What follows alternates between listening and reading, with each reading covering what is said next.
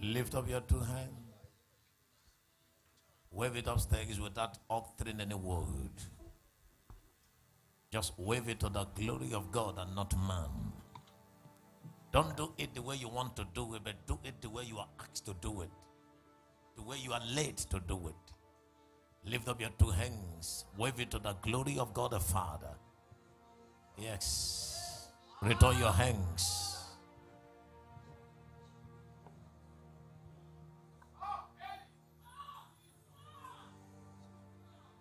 Return your hands.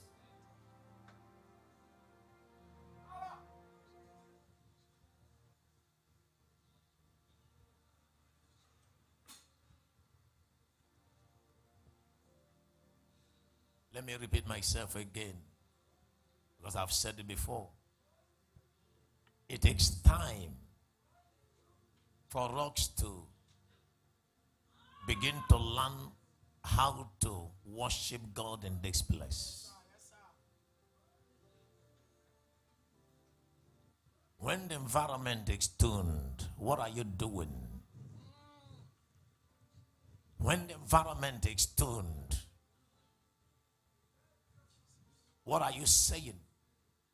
When the environment is tuned, what are your moves?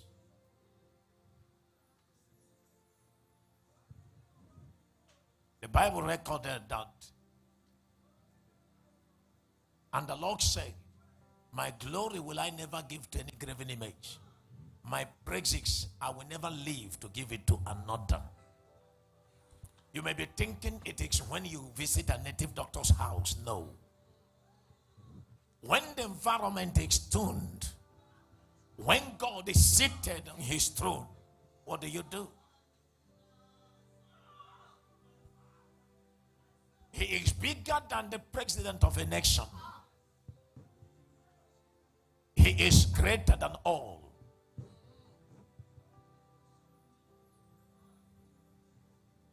Let me also remind you that it pleases God so much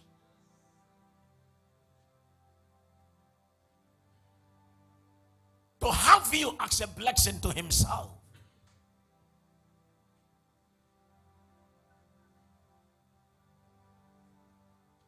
What does it profit God to be poor in you? To be wretched in you? Because he made you his image after his likeness. Meaning that you are living for him, not for yourself. You are poor, which means God is poor in you. You are barren, means God is barren in you. You are a beggar, means God is a beggar in you. Shame becomes his own. You may not understand. Heaven, it pleases God so much that you become a champion. You become an example. It pleases God so much that you reign, which means God is reigning. Do you know how many souls that will be converted when you reign? Do you know how many people that would like to go and worship God, even if they didn't come here, just because you rose from nothing to something?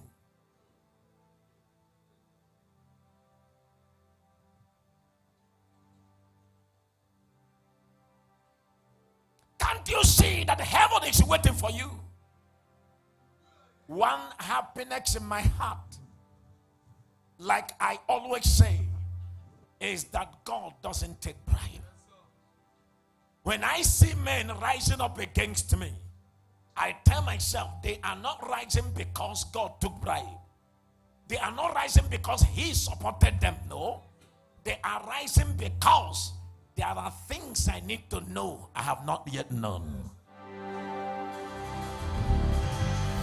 The things that are impossible, the things that money cannot buy, here are the things that he has done for us. What a marvelous God, what a marvelous. Now if they do marvelous, lift up your two hands wherever you are.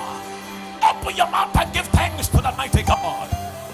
You are not in a mortuary, you are in the sanctuary. Give him all the praise from the bottom of your hearts. Give him all the thanks. A God that begins a journey and can never end it halfway. A God that says yes and no one can ever say no. And when he says no, no one can ever say yes. He knows you by your names. Forget it by your sorrow.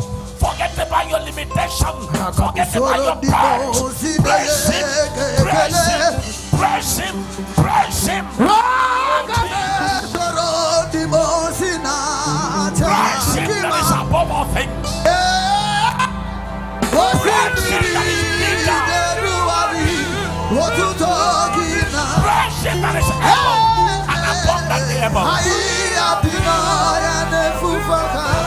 He that becomes a journey and can never end it halfway.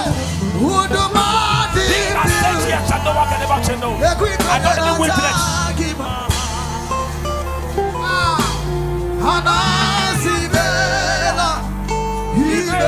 Return your hands.